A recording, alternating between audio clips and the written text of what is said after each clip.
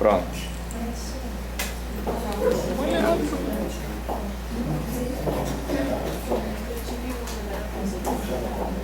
Pessoal, boa tarde. Então, queria agradecer, vocês nesse dia chuvoso aqui, esperando para conversarmos um pouco. A Luzia pelo convite. Bom, tenho que começar fazendo uma primeira correção, né? Eu passei um título como um histórico das licenciaturas em matemática no Brasil. Na verdade, eu fiz um histórico das licenciaturas em matemática no estado de São Paulo na década de 60, né? Porque aí outros cursos que foram criados até a década de 1960 eu não tematizei lá no meu doutorado, então não posso falar muito sobre elas aqui, né?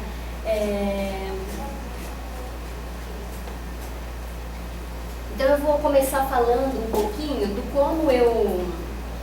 pequeno, né, para ler ali naqueles slides, então só fica aí como dica para a gente ir seguindo, né? Eu vou tentar ir mais falando.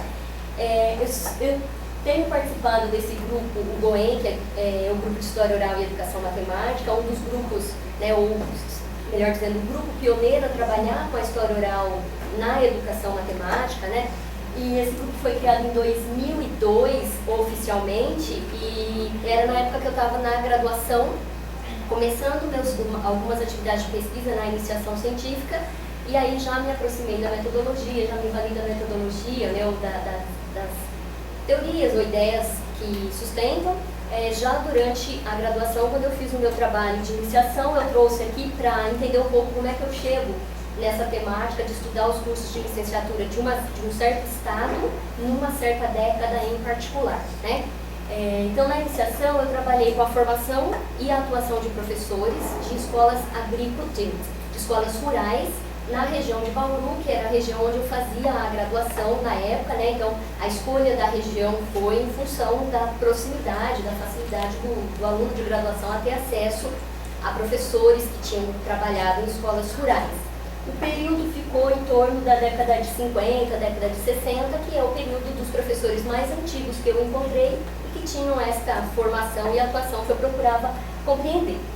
Bom, a partir desse trabalho de mestrado, então que eu já trabalhei com as entrevistas com professores me valendo da história oral, surge um tema para aprofundamento no mestrado, que é a continuação, a formação de professores de matemática, mas que trabalhavam em escolas técnicas agrícolas. Né, foi uma decorrência mesmo, uma possibilidade de aprofundar o que eu tinha iniciado no mestrado, na iniciação, que não tinha a ver com escolas técnicas. As escolas rurais que eu tematizei eram escolas de primeira a quarta série, né, no caso mais particular, as escolas eram de primeira a terceira série na zona rural, o quarto ano, né, era feito nos grupos escolares instalados em cidades, e nem em todas as cidades tinha ainda, inclusive, o grupo escolar. Então, daí surge essa ideia de estudar a formação dos professores das escolas técnicas agrícolas, porque os próprios depoimentos, as próprias narrativas dos professores da escola rural me davam um indício assim, de que os professores dessas outras escolas tinham uma formação diferenciada da deles. Eles já tinham conseguido fazer algum curso diferente, alguns já tinham graduação, e com isso a gente vai procurar compreender estas escolas. Então, eu estudei as 5 escolas mais antigas do estado de São Paulo, escola técnica, né?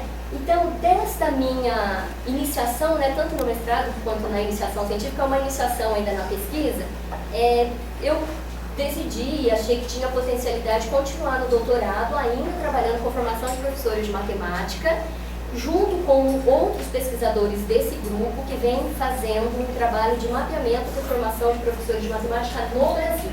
Né? Então, eu já estava envolvida por esse projeto maior do grupo de pesquisa, que era mapear essa formação. Da onde surge, então, essa ideia de estudar essa formação agora, ou como é que começa essa formação de professores de matemática no interior do estado de São Paulo? Então, o estudo das licenciaturas, esse histórico que eu vou tentar fazer com vocês, tem a ver com um movimento de expansão dos cursos de licenciatura ou dos cursos de matemática, de modo geral, para o interior do estado de São Paulo. Então, vou trazer para vocês um histórico temporal e geográfico desses cursos de matemática pelo estado até a década de 60, né, até o final da década de 60, e no final expor 4 categorias, vou dizer assim, né, 4 aspectos dessa formação que não é temporal e nem geográfica. né, é um histórico de concepções de formação de professores de matemática que perpassaram, tanto pelas legislações, documentações que eu tive acesso, quanto nas narrativas desses professores que eu trabalhei, então, no doutorado. Então, a minha intenção no doutorado, né, a minha tese é a interiorização dos cursos de matemática no estado de São Paulo, um exame da década de 1960. Né? Então, uma outra reflexão que eu sempre faço, né, como eu continuo trabalhando com formação de professores ou com a história de formação de professores, eu percebo assim que a minha trajetória também sempre teve em movimento, embora o meu foco esteve sempre ali ao redor da década de 1960. Mas a escolha do tempo 1960 não foi uma escolha a priori. Já eu quero estudar como é que está a formação de professores na década de 1960. Quer dizer, isso daí surgiu em decorrência das minhas perguntas. Então, quando eu fui estudar as escolas rurais, o que fez com que eu me focasse 50 e 60 foi o fato de eu não encontrar professores que tivessem atuado em décadas anteriores. Eu entrevistei professores com mais de 70 anos e eles tinham atuado nesse período aí de 50 e 60 e alguns até em décadas posteriores. Então, a minha questão era a formação para a escola rural e não a década, mas o período acabou sendo afunilado. O mesmo acontece com as escolas técnicas. Já no caso do doutorado, quando a gente faz um primeiro levantamento de dados, né, do banco de dados do INEP, que é onde você consegue encontrar pelo menos a maioria dos cursos que foram solicitados e reconhecidos, né, de todas as áreas, você consegue fazer uma pesquisa lá no banco de dados do INEP, por região geográfica, por município, se você quiser, por áreas, ou por formação específica, por categoria bacharelado, licenciatura, habilitação. Já vou adiantando, não tem tudo e nem tudo que está lá é tão confiável ao ponto de você falar, é só isso, porque essa minha pesquisa, inclusive, veio mostrar que tinha dados lá que não estavam, pelo menos, tão coerentes com outras documentações, e também existiam cursos que não estavam no banco de dados, mas que foram cursos que existiram e que formou muito professor nessa região aqui, ou nas regiões do interior do estado de São Paulo. Além das fontes orais, né, das entrevistas a partir da história oral, eu também me vali de muita fonte escrita, né, legislações, e em particular de uma revista, que é uma publicação do Conselho Nacional ou Conselho Federal de Educação, né, ele muda de nome depois de um certo período, que é a revista Documenta, que traz muitos pareceres resultantes dessas solicitações para criar curso de matemática ou qualquer outro curso que seja, e aí eu foquei, né, para os cursos que estavam sendo criados de matemática, quanto para reconhecimento, para substituir professor. Então, na década de 60, que foi as que eu mais consultei, tinha muito dado interessante que dialogava muito bem com as narrativas que eu estava constituindo ou que eu já tinha constituído. Além disso, além dessas documentações escritas, eu precisei fazer na pesquisa, por conta do que a pesquisa ia, para onde a pesquisa ia me levando, um exercício cartográfico. Depois eu mostro para vocês ali como que eu tentei fazer isso. E a análise, depois que eu tinha esses materiais sistematizados, seja das documentas, seja dessas legislações, seja das narrativas produzidas, a pesquisa me levou também para dois caminhos de análise, que eu chamei de análise das singularidades e análise das convergências. Então, aí eu estava falando também do meu olhar em movimento, né, em relação ao período, eu tenho um foco nesse período, mas é porque na década de 60 é que teve mesmo uma expansão quantitativa dos cursos de matemática no estado de São Paulo. Né? Então, não foi a priori também, eu escolhi a década e depois vi os cursos na década. Eu queria ver o movimento de expansão ou de interiorização dos cursos, e aí a década de 60 que se mostrou na qual isso começou a se intensificar. Eu tive um olhar para a questão da educação básica no ensino primário, né, já que naquela época era chamado ensino primário. Depois eu me voltei para o ginásio e secundário, no mestrado, e no doutorado para o ensino superior. Então eu vejo nessa trajetória, eu também olhando para essas diferentes modalidades e níveis de ensino, olhando para a formação dos professores nesses diversos níveis. Já no doutorado, a intenção não era olhar para um curso em particular e nem para uma modalidade, só licenciatura, só bacharelado. A minha intenção era olhar o movimento de criação.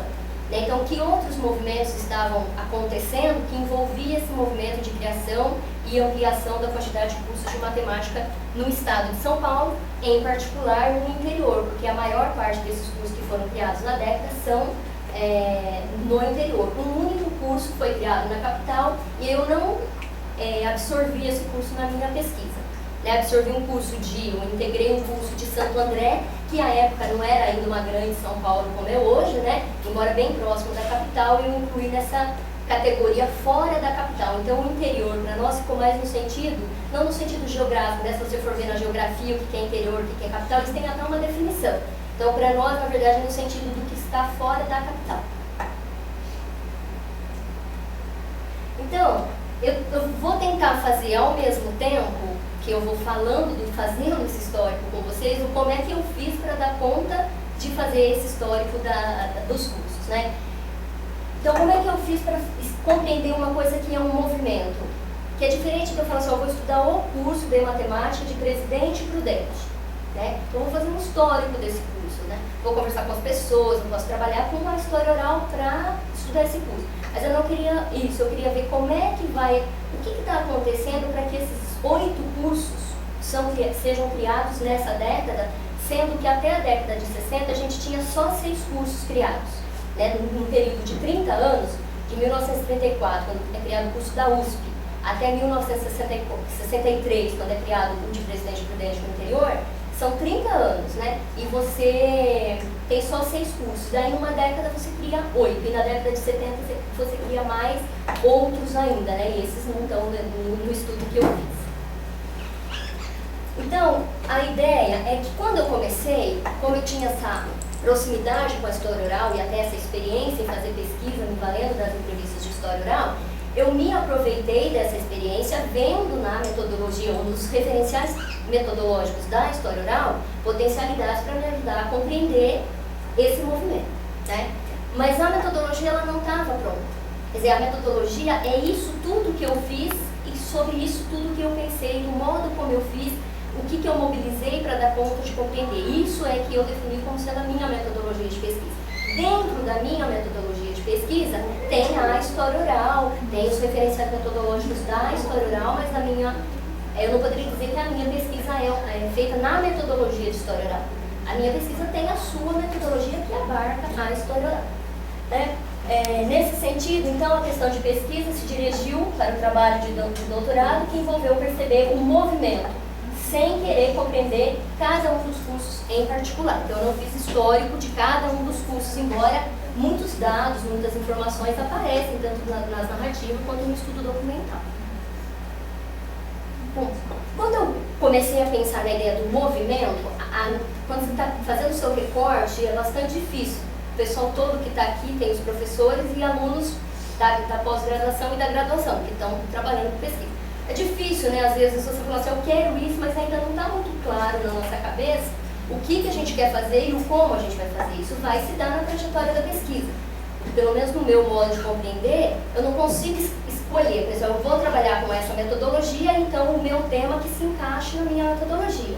Eu tenho um tema, eu tenho inquietações e eu vou mobilizando algumas coisas para dar conta de responder o que eu queria. E isso, para mim, é a metodologia. Então, eu precisei ler coisas sobre rodovias, ferrovias, para compreender como é que estava esse lugar chamado interior do estado de São Paulo.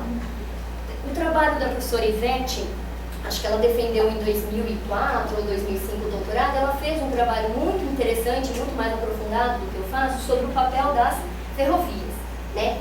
Que possibilitam ou não a mobilidade, né? O trajeto das pessoas dentro do Estado, ou mesmo fora do Estado, conseguindo contatos ou não com cursos já existentes, com profissionais já em atuação.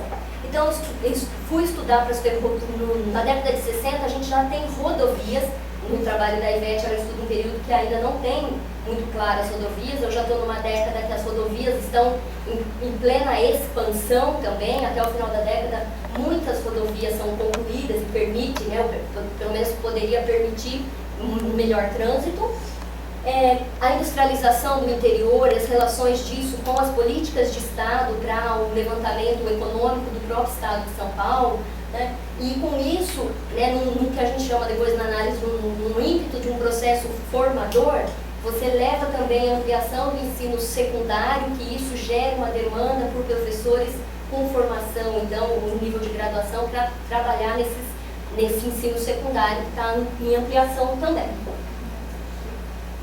Quando eu faço esse mapeamento inicial e percebo que é na década de 60 que eu tenho a maior quantidade de cursos criados, então eu falo, olha, se eu quero olhar um movimento de expansão, nessa década eu tenho um movimento, eu identifico um movimento mais amplo, né? Então, me identifiquei com essa década. Essa é uma década que, independente do meu estudo, tem toda a relação com o golpe militar, com as políticas de Estado do governo dos militares, que vai ter influência direta em relação à criação dos cursos superiores e da estruturação do ensino superior no Brasil, mais depois de 1968, né? Mas não tinha como, eu precisava estudar sobre estas coisas para entender que lugar é esse que eu queria estudar um movimento, né? Como que se movimenta essa criação de cursos, né, num momento que tudo isso está acontecendo numa certa região. Então, o que eu tinha até aí quando eu comecei a fazer esses estudos? Eu tinha um curso de matemática em 1934, no modelo das faculdades de Filosofia, Ciências e Letras, né, é criada uma faculdade de Filosofia, Ciências e Letras agrupado com uma politécnica ou com outras instituições que já tinha, e isso vai virar a instituição USP, né, tem trabalhos muito interessantes já feitos sobre a constituição da USP, e o curso de matemática colocado dentro da Faculdade de Filosofia, Ciências e Letras. Isso é muito interessante porque a gente vê trabalhos mostrando o papel relevante ou importante que a USP tem e que a formação em matemática dada pela USP tem em relação aos outros cursos. Isso a gente já tinha de antemão da leitura de outros trabalhos. O nosso trabalho vai mostrar isso e mostrar que existem outras coisas envolvidas, outras influências que não só a da USP sobre esses cursos do interior do estado. A USP contratou professores estrangeiros para aquele momento onde ela está criando, estruturando os seus cursos, não só o de matemática, mas em particular. E embora a criação do curso de matemática tivesse como um dos objetivos a formação do professor para o ensino secundário, outros trabalhos, por exemplo, como da professora Maristela Bernardo, vai mostrar que esse objetivo ficou em segundo plano, porque o objetivo em particular era formar um campo de pesquisadores de matemática, ou consolidar o campo de matemática, né, o campo de pesquisa em matemática que não existia ainda no país. Né? Tanto que os primeiros cursos de pós-graduação vão começar lá na década de 1960, pelo menos nessa estrutura como a gente tem hoje. Né? Um outro curso que tinha, agora eu vou falar um pouquinho dos cursos que já tinha antes, então, da década de 60. Né? Aí, na década de 30, só esse curso. Na década de 40, 4 cursos. Da Faculdade de Filosofia São Bento, criada em 41, tem lá uma solicitação em 38, mas só daí tem uma interpretação dúbia, e aí o curso só entra em funcionamento em 41. Sobre esses cursos já tem estudo anterior, então eu me valido esses estudos como revisão bibliográfica, né? Então quem estudou esse aqui do São Bento e também o do Instituto Sede Sapiense, que foi criado em 1943, também na Grande São Paulo, foi a Zicardi, quando ela faz o estudo do curso de matemática da PUC São Paulo. Porque esses dois cursos, eles vão passar para a Universidade Católica de São Paulo em 1946, que posteriormente vai ser denominada Pontifícia Universidade Católica de São Paulo. Mas só que somente em 1971 esses dois cursos vão ser aglutinados e ser um único curso dentro da Universidade Católica. Até 71 os dois cursos eram separados. Em 50... Aqui tá, eu não coloquei a data de criação do curso de matemática do Mackenzie, mas se eu não estiver enganada, em 47. Dentro da década de 1940, também é criado o curso de matemática na Faculdade de Filosofia e Ciências Mackenzie, que só vai se transformar em universidade em 1952. E o primeiro curso de matemática criado no interior do estado de São Paulo, também é na década de 40, é o curso da Faculdade de Filosofia, Ciências e Letras de Campinas, que só posteriormente vai ser aglutinado na Universidade Católica e posteriormente PUC Campinas. né, PUC-Campus. Em 1959, então agora saindo da década de 40, esses 4 cursos, na década de 50, no finalzinho da década, o curso da Faculdade de Filosofia, Ciências e Letras de Rio Claro, que tinha uma relação muito estreita com a USP São Paulo, inclusive de professores que iniciaram o curso lá, começaram a trabalhar, e também de continuar dando seminários. Então era um curso que realmente estava bastante apoiado, não só na grade curricular copiada do modelo já existente na USP, mas de ter esse contato com professores daquela instituição.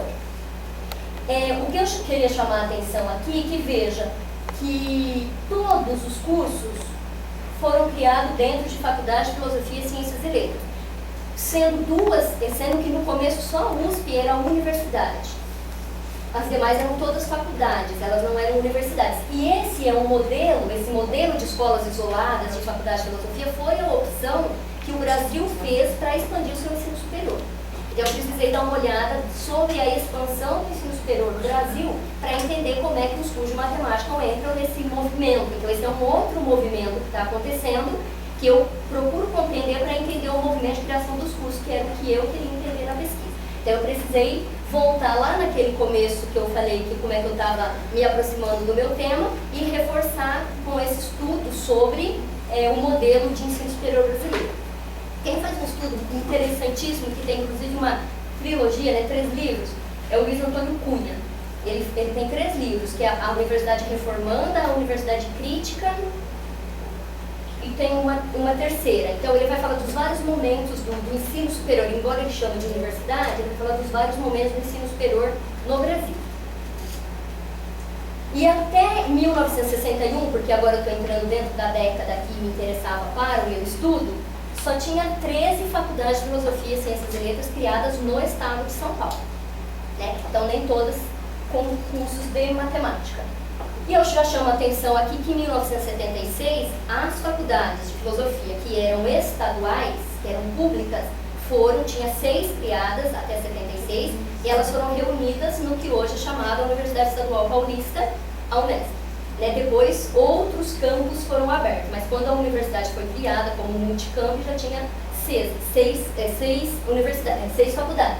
E quem estuda muito bem isso daí, que foi um referencial para mim, é o Weiderborn, que faz um estudo sobre as 6 irmãs, que ele retoma também o ensino superior no Brasil, né, a expansão do ensino superior no Brasil, e a criação da Unesp como decorrência desse movimento. Então, eu tive que compreender um pouco agora esse movimento de constituição de universidades a partir de aglomeração de institutos isolados ou faculdades isoladas. E isso não aconteceu só com as públicas, né? Veja que o Mackenzie, a PUC, né, ou a Universidade Católica daí em vários dos seus campos, elas são criadas não inicialmente como universidade, elas são criadas como reunião num processo inverso agora, né? Você criou isolada, você criou a faculdade, agora você reúne diferentes instituições e cria uma universidade, né? Então, e essa realmente foi a opção do Brasil para estruturar o seu ensino superior. Aqui, no caso dos institutos ou das faculdades de filosofia do interior que eram públicas, eu tive que compreender um pouco como é que ela nasceu na sua vinculação com a USP. Isso eu estou falando antes ainda de eu fazer as entrevistas com os professores que trabalharam lá nessas instituições nos primeiros anos ou foram alunos nos primeiros anos desses cursos que eu vou abordar na década de 1960. A criação desses institutos, eles não ficaram vinculados à USP porque a USP não quis. Quando começou a ideia de expandir o ensino superior para o interior do estado público, a intenção era ser em campus da USP, ou ser em faculdades vinculadas à USP, né? Então tem uma discussão muito grande entre o jornal O Estado de São Paulo, né, que tinha muita vinculação com os intelectuais e os gerenciadores da USP, que não quiseram esse modelo de universidade. Eles não queriam a expansão, e isso é muito interessante porque depois isso aparece nas entrevistas. É a dificuldade que os professores do interior têm de ter esse acesso à USP, né? Ainda que um dos modelos a ser seguido enquanto grade curricular, enquanto bibliografia, fosse realmente a USP. Mas esse contato não se conseguia assim tão facilmente, não. Então, foi criado foram criados os institutos isolados de ensino superior e as suas diferentes faculdades, dentre elas a Faculdade de Filosofia, Ciências e Letras. O objetivo principal lá no plano de metas do governo do Estado naquele período era apoiar esse interior rico, fazer o quê? Fazer o ensino secundário chegar para esse interior que de algum modo recuperaria as finanças do Estado. Então esse investimento tinha esse seu sentido capitalista também, né? Esse sentido econômico para os gerenciadores do Estado. E para isso precisava formar professor para lecionar nesse ensino secundário. Então por isso que se criou muitas faculdades de filosofia, ciências e letras isoladas, tanto na esfera pública quanto na esfera privada. E é na esfera privada que a maioria vai ser criada, mesmo a maioria das licenciaturas em particular vão ser criadas, e nesses modelos é que a gente vai perceber diferentes concepções ou diferentes intenções de formar esse tal professor de matemática no ensino secundário, que é o outro histórico que eu queria fazer com vocês, que seria das concepções. Aqui eu trouxe então a expansão dos cursos está vinculada com a expansão do ensino superior, né? É do mesmo período, é a década de 1960 que acontece com o ensino superior de modo geral. E daí não só no estado de São Paulo, né? É a partir da década de 60 que no Brasil todo essa expansão começa a ser percebida. Em alguns estados, a Carla está estudando aqui, né, Carla? Mas a DEA estudou Maranhão, por exemplo, isso é da década de 80. O Goiás, né, que o Fernando já estudou, já é um pouquinho posterior também, e talvez não seja essa expansão tão grande para o interior, como o estado de São Paulo já está começando a ter na década de 60. Veja que demorou 30 anos para a coisa chegar no interior, não foi assim de uma hora para outra. Né? Então, de acordo com o banco de dados do INEP, eu vou colocar o que eu encontrei no banco de dados, e daí já vou falar daquele 8 ali. Até a década de 60, esses 6 cursos dos quais eu já falei. Na década de 60 são os cursos que eu vou falar, depois mais particularmente deles. Na década de 70 são criados 29 cursos, na de 80, 7, 90, 37 e de 2000 a 2008, 92 cursos. Né? Não necessariamente todos realmente existiram ou todos ainda existam. Né? Até 2008 eu levantei 180 cursos criados ou solicitados, porque daí também tinha o que era modalidade, então às vezes é contado 2 vezes, mas um é bacharelado, o outro é com habilitação em, então às vezes contou 2 vezes, né? Mas, então só de olhar, isso estava na minha cabeça, esse primeiro mapeamento estava na minha cabeça, indicando a década de 60 e que realmente eu precisaria continuar. Então, tudo isso que eu estou falando, eu precisava escrever, eu precisava comunicar para o meu leitor, né, para a minha banca, o que eu estava compreendendo disso. Então eu fiz um exercício cartográfico, tanto para pensar na expansão geográfica dentro do Estado, nas décadas diferentes, e aí eu falo, olha, tá vendo que não é só porque são 6 cursos na década de 60, eu percebo essa ampliação geográfica também, né? E uma outra coisa é a questão das distâncias entre esses municípios que criaram o curso de matemática. Por quê? Se você está você quer ver um movimento, eu precisava ver como é que se relacionavam esses diferentes cursos. Então, quais são as distâncias desses municípios em relação à capital, que é onde já tinha o curso de matemática, ou algum outro desses cursos já criados até a década, e essa distância entre eles. Essa distância entre eles, inicialmente eu não tinha pensado, eu pensava sempre em relação à capital, porque eu também estava com esse pensamento da força da USP, né, sobre, pelo menos para ser modelo, ou ser inspiração para a criação desses novos cursos, e a minha banca de qualificação que me chama a atenção. Mas seria interessante, se você está vendo esse movimento, né, qual é a relação entre os cursos que estão em municípios vizinhos. E qual é, então, seria interessante compreender essas distâncias. Então, eu faço um exercício, eu chamo do cartógrafo. Aqui, por isso que eu pus um mapinha assim. Esse mapinha, a gente passou por diversas fases para ver como que seria. A ideia era mostrar, olhe para a década de 60 e veja. Né? Então, o que a gente percebe? O primeiro, eu numerei os municípios de 1 a 75. De 1 a 75. Que são até 2007. Quer dizer, mas não são só 75 cursos, é porque às vezes um curso foi criado depois dentro do mesmo município. Então aqui é a numeração dos municípios. Então lá o 1 é a matemática da USP, né? Nem vou apertar ali. Aí o 2, eu percebo um movimento assim, ó. Vocês já percebem, ele vai para lá. O 3 que está aqui, na verdade ele é Campinas, então ele está um pouquinho para cima do 2 ali. Perdão, o 3 é 50, é Rio Claro. Ele está um pouquinho para cima do 2, que é Campinas. Mas o movimento continua para norte-oeste. Né? Quando você vai para a década de 60, essa percepção ela se mostra, né? Então, tá vendo? Ela vai para norte e para oeste. Então, lá para cima está São José do Rio Preto, Araraquara, que são os cursos que eu estudei. Será que aqui eu consigo colocar o mouse? Acho que consegue. Aqui, acho que eu vou fixar só um pouquinho para poder mostrar isso. Para mostrar os municípios que eu estudei. Então, aqui Campinas, o 3. Ai, aqui não tá dando muito certo. Aqui do ladinho, Taubaté. Aqui nessa pontinha, eu vou por aqui mesmo. Aqui Taubaté, no 3. Aqui Santo André. Ali 4, Araraquara. Lá em cima, São José do Rio Preto. Aqui Tupã, Presidente Prudente e Dracena. É isso da década de 1960. Mas o que aconteceu no banco do INEP? O curso de Tupã não constava no banco de dados. Da onde veio o entendimento de que esse curso existia? De outras entrevistas já cedidas para pesquisadores do grupo de pesquisa que eu participo. Então eu tinha contato com essas entrevistas, né, ouvindo as pessoas falarem como eu estou falando aqui, ou mesmo de ler todas essas teses, então essas narrativas todas. No trabalho do Emerson, uma das entrevistadas dele, que ele nem estava fazendo história, ele estava querendo perceber outras coisas. Mas quando a pessoa vai ensinar a narrar as experiências e tal, ela contou que ela fez curso lá em Tupã. Isso era no comecinho da década de 70.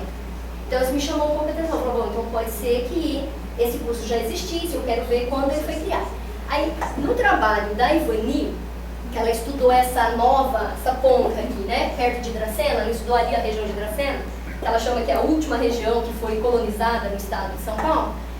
Um dos entrevistados dela diz que criou o curso de Tupã, mas como ele estava interessado em falar outras coisas, ele não ampliou muito essa parte da criação do curso, ele não enfatizou muito. Então eu consegui um contato e realmente eles criaram um curso na década de 60 e é um curso que, em relação, se você precisasse de uma origem, né? Eu preciso saber que ele foi criado no dia 10 de agosto do ano tal. É difícil de você conseguir determinar essa data de acordo com as próprias entrevistas e com a própria Documenta. A Documenta faz lá na hora que ela vai falar, os pareceristas, né, vão dizer que o curso pode ou não ser criado, diz que eles criaram o curso em 67, à revelia do Conselho Nacional de Educação, e que eles acabaram deixando porque os alunos já tinham cursado um ano, mas que o curso oficialmente foi criado em 68. Mas um dos depoentes, né, um dos entrevistados, ele cursou o curso de Dracena, ou o curso de Tupã, e foi ser professor em Dracena em 69, quando o curso de Dracena é criado. Né? Então, e ele já tinha se formado, e aí você não tem um documento que diz foi criado, a Documenta vai dizer, foi criado no ano tal. Mas as narrativas me mostram que foi criado mesmo na década de 60, numa coisa meio nebulosa, que pode ter sido inclusive anterior a 67 ainda. Então aqui, esse exercício que eu fiz por quê? Porque a minha pesquisa exigia que eu mobilizasse esse tipo de material, né, esse exercício. Por que eu fui lá na cartografia? Porque eu precisava comunicar essa ideia não só de um modo escrito, né? Era um modo como isso estava na minha cabeça e que eu precisava comunicar para alguém. Então a ideia dos mapinhas, eles passaram por diversas fases até chegar nessa versão aí. Né? Tinha umas fases de bolinha que o pessoal criticava muito, que ficava tudo um em cima do outro, de corzinhas diferentes. Ah, já estava aqui na página que eu queria. Como é que eu volto para cá? Aqui, né? Então, com estas coisas que não estavam totalmente escritas ainda na minha cabeça, porque depois eu volto para esses textos, volto para esses mapas, complemento o mapa, eu vou explicar. Na qualificação ainda o curso de Tupã estava com uma incógnita. Por que tinha acontecido perto da qualificação? Quando eu fui tentar informações sobre esse curso de Tupã, eu não tinha, o professor, ele até me deu a entrevista, mas ele já estava assim, bastante debilitado, então ele falava essas coisas de datas eu não lembro, ele não tinha documentação. Eu fiz um contato com a instituição que comprou essa instituição de Tupã, que é uma instituição de Marília, dali da mesma região, que é uma instituição particular, que é a Universidade Marília Unimar, para ver se eu conseguia alguma documentação para achar nome de outros professores, já que o professor que ia falar comigo, ele não lembrava, assim, tinha bastante dificuldade mesmo de lembrar esses dados mais técnicos, nome de pessoas. E foi nesse contato que eu descobri a Documenta. Ninguém de nós do grupo conhecíamos a Documenta, né?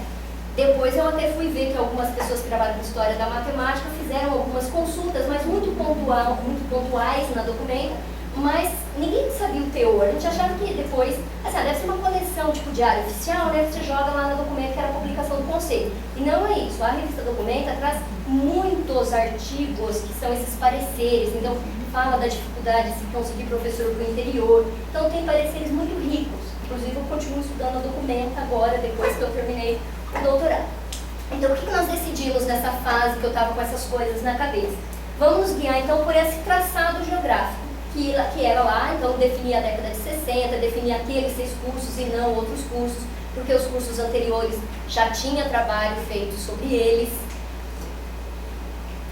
E tentar entender que trama que permitiu que esses cursos tenham então sido criados, instalados e então se desenvolvido.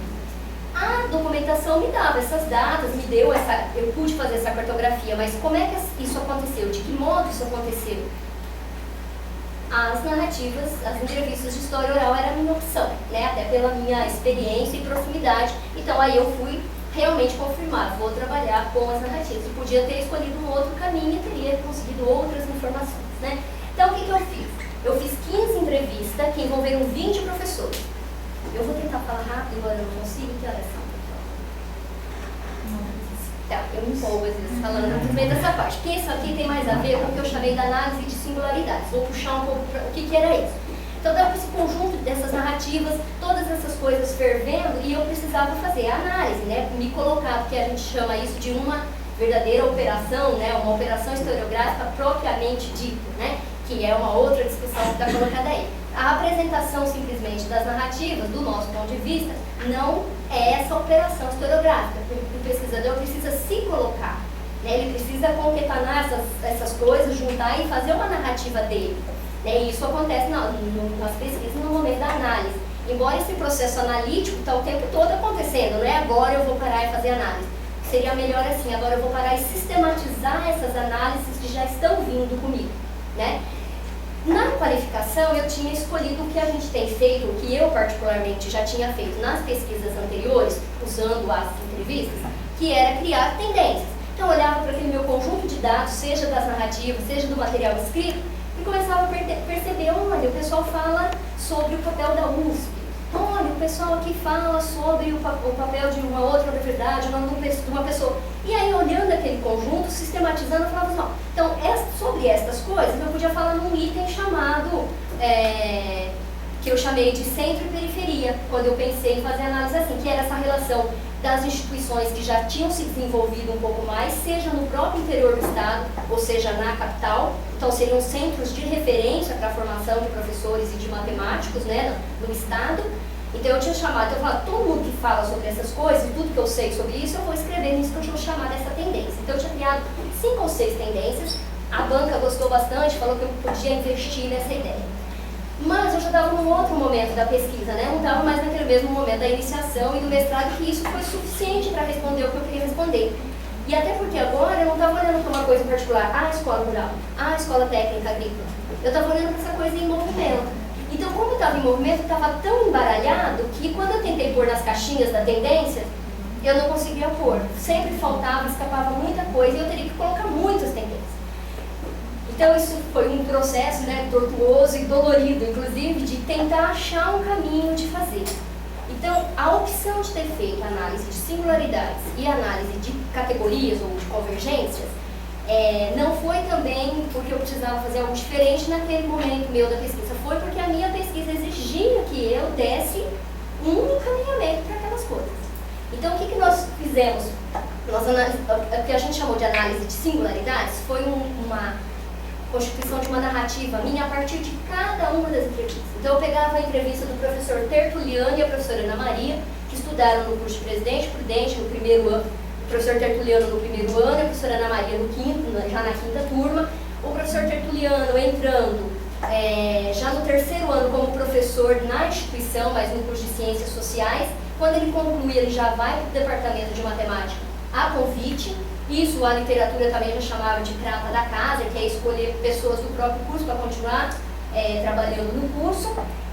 Aí o professor Tertuliano vai começar uma relação com a USP, consegue lá um contato com o Castrucci e com um outro professor, e ele começa a fazer os seminários da USP, que seriam o equivalente aos programas de pós-graduação, né, que poderia dar essa titulação, embora na própria instituição eles pudessem fazer doutorado direto. Então, eles desenvolviam uma pesquisa, a tese, chamavam uma banca externa na própria instituição e eles conseguiam um título. Muitos professores deles, inclusive outros colegas, até início da década de 70, conseguiram a pós-graduação, o doutorado em matemática ou em outras áreas desse modo, na própria instituição. Mas o Tertuliano não queria fazer assim, ele queria esse contato com os outros centros de referência. Porque o modelo do curso de Presidente Prudente, embora sem o apoio da USP, era, conforme eles mesmos dizem, uma cópia da grade curricular da USP e dos referenciais, dos materiais, dos livros, inclusive porque os criadores do curso de matemática tinham sido alunos da USP. Né? Então, esse professor, ele vai, eu vou fazer histórico só desse para mostrar, para ter uma ideia de como é que eu faço essa análise singular. Quer dizer, tudo que essa narrativa me fala sobre esse movimento de expansão dos cursos de matemática no estado de São Paulo. Se eu fosse fazer isso junto com os outros professores, esse movimento ele vai para muitos lugares diferentes. Eu não conseguia formatar numa tendência. Então, eu olhei para a narrativa dos dois. Então, eles me contavam essas coisas. Da dificuldade enquanto ele estava frequentando essa busca pelo programa de pós-graduação, enquanto ele estava frequentando a pós-graduação, tem a invasão dos militares, né, a intervenção dos militares na USP, e o curso deixa de ser oferecido. Então, todo o investimento, né, no que seria a pós-graduação dele vai por água abaixo, porque ele não pode continuar, não tem mais o curso. Posteriormente, esse curso começa a ser dado em Presidente Prudente. Eu vejo já esse contato que ele conseguiu estabelecer com a USP. Aí ele faz a opção, junto daí a mulher já tinha se formado também, já é início da década de 70, eles vão para São Carlos. São Carlos, já na década de 70, também vai criar um curso de matemática, mas o departamento de matemática é anterior, já tem pesquisa de qualidade sendo feita lá também, eles vão para São Carlos, longe, né? Aí olhando lá pelo mapinha, né, não vai dar para eu ficar voltando, mas você veja que era mais próximo ir para São Carlos do que para São Paulo. Mas só que era mais difícil ir para São Carlos do que para São Paulo. Embora para São Paulo de ônibus, ou de carro, ou de trem, ainda fosse muito difícil. Então aí volta de novo. Embora eu não esteja com uma categoria chamada centro-periferia, esta ideia não se apartou de mim na análise da singularidade. Então, nessa narrativa, nessa análise, isso está comigo, isso aparece. E aparece desse jeito, na relação com São Carlos e na relação com São Paulo. Nesses contatos com São Carlos, eles vão para o colóquio de matemática, um colóquio que já acontecia desde 57, 47, os colóquios, lá em Poços de Caldas, né, depois passa a ser no Rio de Janeiro, e lá eles conseguem um contato com uma aluna deles que estava na Universidade Federal de Brasília. Não, Nacional, UNB. Federal não, Universidade de Brasília, né? Universidade de Brasília. É. E aí eles conseguem, inclusive, bolsa. E aí eles têm um outro problema do afastamento, que não conseguem afastamento, e eles vão para Brasília, lá eles fazem o mestrado, os dois, tanto o Tertuliano quanto a Ana Maria, porque eles se casam, e aí eles vão junto com a família. E é só que eles não veem possibilidade de continuar no doutorado. Né, os professores lá em Brasília, a UNB também está com problema com a intervenção dos militares. Então eles também não veem possibilidades. Mas para voltar para casa, ou seja, voltar para o Presidente Prudente, eles estão com outro problema, porque os institutos isolados estão sendo reunidos na Unesp. E alguns cursos deixaram de existir. Quem estuda muito bem isso, a questão, né, da relação da reunião desses cursos de matemática em um só, é a Luciana Zanardi, que defendeu recentemente lá em Rio Claro essa relação mesmo. Então, para eles voltarem para casa, o curso de Presidente Prudente ia ser fechado, ia ficar só outros campos, e eles tinham que ir para outros lugares. Então, eles iam voltar da UNB, já mestres, e mais não teria mais aquele curso para continuar trabalhando, teria que ir para outro lugar. Bom, mas aí porque o professor que criou o curso estava nessa comissão, né, conforme ele me deu o depoimento depois, ele diz assim, mas ele era meu filho, eu quis proteger e não fechou e eles voltaram. Então assim, quando eu vou fazer essa análise de singularidades, eu tenho muita dificuldade de fazer. Porque quando a gente está fazendo esse primeiro exercício, parece que o que a gente está fazendo é um resumo da narrativa. A escrita, eu digo. Então assim, mas se você for para fazer resumo da narrativa, a narrativa já vai estar no seu corpo de tese. Então o que é que você quer? Como você tem que comunicar isso que você percebe da narrativa para falar do movimento que não seja exatamente o que está dito já por eles. Porque, veja, quando eu peço para eles falarem sobre o curso, eles fazem uma análise. Só que a análise não é dele. A análise que tem que estar na tese é a minha análise. Então, acho que isso nos ajudou e nos deixou um pouco mais confortáveis para continuar. E foram 15 textos que eu produzi, né? Das 15 entrevistas. Então, deu muito trabalho. Porque eu não fazia diálogo com um texto do outro, a não ser que fosse uma coisa muito importante. Aí eu falava assim, isso vai voltar a ser discutido no texto de fulano, por esse viés. Ou quando eu estava lá no outro texto, eu falava, isso eu já discuti no texto anterior sobre esse outro ponto de vista. Porque era muito difícil esse singular. A gente nunca tinha feito esse exercício. O que eu vou discutir depois na questão metodológica? Que, na verdade, a gente fazia isso quando eu mesma já tinha feito análise por tendências. Só que a gente não sistematizava esse momento da pesquisa, esse processo. E sistematizar isso foi muito difícil, né? Mas a banca achou que eu não fiz resumo, o que eu fiz foi análise mesmo. Embora na tese eu ainda deixo uma ressalva ali dessa dificuldade, agora olhando realmente, ali tem essa análise. Então esse primeiro que eu fiz só em relação à entrevista do Tertuliano, mostrando essas coisas que aconteceram e que se relacionam com aqueles itens que eu já disse que eu estudei lá no começo, eu fiz para todas elas. Porque quando eu pego a da Tamiko, a professora Tamiko, ela também estudou no primeiro ano junto com o Tertuliano, só que ela faz a opção de não ir para o ensino superior. Ela também é convidada, porque eles formaram só em 6 alunos. E Presidente Prudente não tinha professor. Tinha alguns professores que ficavam, outros viajavam em São Paulo, mas era muito longe de trem. A rodovia ainda estava terminando de chegar, a Raposo Tavares estava terminando de chegar lá na cidade e não tinha tantos horários de ônibus. Então era muito difícil os professores se deslocarem. Então todos foram convidados para continuar. Ela fez opção por trabalhar na educação básica por opção dela. E a narrativa dela vai para um outro caminho. E essa é uma outra... Veja, eu estou no momento de análise do histórico das licenciaturas, mas ao mesmo tempo estou no momento da análise da minha metodologia. Ou seja, eu estou justificando e sistematizando a minha metodologia. Por quê? Eu volto, na hora que eu faço esse tipo de análise, nós começamos a pensar em relação ao nosso procedimento metodológico. Fala assim, veja, embora você tinha o meu roteiro para fazer a entrevista era o mesmo. Eu queria que o senhor me falasse sobre isso, sobre aquilo. A pessoa ia falando. Se ela não falava sobre aquelas coisas, eu perguntava, às vezes até diretamente. Ou quando ela já tinha contemplado, eu não ficava fazendo perguntas diretas. Isso dentro da história dela. Sim, mas veja, embora eu tenha feito isso, eu não conduzi a entrevista. Quem conduziu, no meu caso, as entrevistas foram os meus entrevistados. Porque eu consigo, em cada uma dessas, nessa análise de singularidades, colocar umas marcas e mostrar um eixo de condução da narrativa. E esse eixo de condução da narrativa é totalmente diferente para cada um deles. Um vai pelo viés profissional, outro vai pela capacitação profissional, buscando pela pós-graduação, outro vai pela atuação no ensino básico, outro vai por uma coisa falando mesmo da rigidez dos cursos, das dificuldades do curso nos anos iniciais.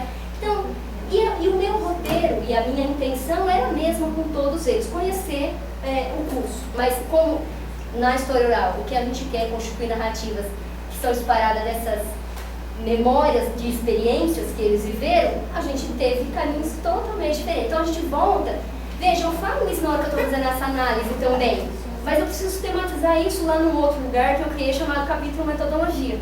Então veja que nesse tipo de pesquisa, tem horas que os capítulos, nem capítulos daria para fazer, porque as coisas acontecem muito junto mesmo. Só que você lá na tese, você precisa sistematizar essas coisas, falar assim, essa é uma reflexão mais de caráter metodológico. Mas ele não aconteceu no momento que eu escrevi o capítulo de metodologia, ou porque eu escolhi a história oral, e aí eu escolhi discutir história. Não, ele aconteceu na hora que eu estou também fazendo a minha análise. E aí isso volta a ser sistematizado dentro do meu capítulo metodologia. Bom, o professor Rui foi professor, agora só vou falar onde eles foram professores, em função do nosso tempo. Foi professor em Araraquara, nos anos iniciais, depois, quando o curso de Araraquara foi fechado, quando foi criada a Unesp, e ele foi para São José do Rio Preto, que não foi fechado. Por que Presidente Prudente e São José do Rio Preto não foi fechado? Vou falar ali por causa do professor Celso Volpe. A professora Ana Maria e o José Gaspar também se casaram, eles foram alunos da primeira turma de Araraquara. Aí assim que eles saem do quarto ano, eles vão para São Carlos, que é perto geograficamente. São Carlos já tem lá programas e os professores já têm grande inserção nacional e até internacional de pesquisa em matemática. e eles já começam a trabalhar como professores. E o fato de eles estarem professores no curso de Araraquara, onde eles se formaram, e esse fato deles já estar na pós-graduação interfere bastante nas mudanças da grade curricular do curso onde eles se formaram. Eles queriam que tivesse mais matemática no curso, mas o curso era de licenciatura em matemática, e tinha uma ênfase, uma opção de você fazer um ano a mais, que seria uma ênfase em matemática aplicada. Então eles mudam muito a estrutura do curso em função da formação em mestrado que eles estão tendo, né? O professor Duvaldo foi aluno da segunda turma em Santo André. Ele vai para a educação básica, depois bem posteriormente faz mestrado em matemática pura na PUC, e bem mais ainda adiante faz doutorado em educação matemática já no Unesp de Rio Claro, né, na área de história. Na época ele estava com funções administrativas, na época da entrevista ele era o reitor dessa instituição na qual ele se formou. Já o professor Alésio e o Dirceu, eles deram entrevista junto por opção do professor Alésio, que foi com quem eu fiz o contato, ele quis a companhia do colega, do Dirceu.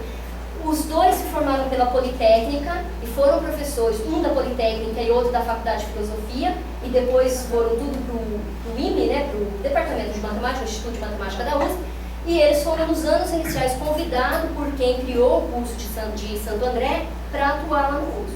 E o curso de Santo André tem uma outra característica. Inicialmente ele foi criado para ser um curso com ênfase em informática. Década 68, aqui quando que eu marquei, Santo André, 66, né? É quando os computadores começam a chegar, eles falam disso, tinha um no IME, um no Rio de Janeiro, eles foram conhecer o computador, que era aquela sala, não existia. E como estava numa região de industrialização, o curso de matemática queria ter essa ênfase. Mas olha o que acontece. O curso não se sustenta na avaliação do Conselho Nacional. O que acontece? Para ele ser avaliado, precisa criar uma licenciatura. Então o que eles têm que fazer? Eles têm que, para garantir a existência do curso, eles abrem a licenciatura em matemática. Mas eles não queriam esse curso. O curso continua sendo o que eles queriam. Então é muito interessante ver que como que o Oduvaldo percebe que o Oduvaldo procurou o curso porque ele queria dar aula, ele queria ser professor. Mas quem estava dando aula lá queria que mantivesse a ênfase na informática, a ênfase para a industrialização, já que era uma região com grandes tendências às tecnologias, né, em função da indústria de metalurgia, essas coisas não. Então eles atuaram não por muito tempo, esses dois professores, atuaram por uns cinco primeiros anos, mais ou menos, o Alésio ficou um pouco mais de tempo. Já o Antônio Carlos Patrocínio e o de César, eles são da Unicamp, os dois professores da Unicamp, da parte de matemática. A Unicamp foi a única que criou o curso já inicialmente como bacharelado e com a intenção muito clara de formar bacharel profissional da matemática. Só bem posteriormente, em função da demanda regional, é que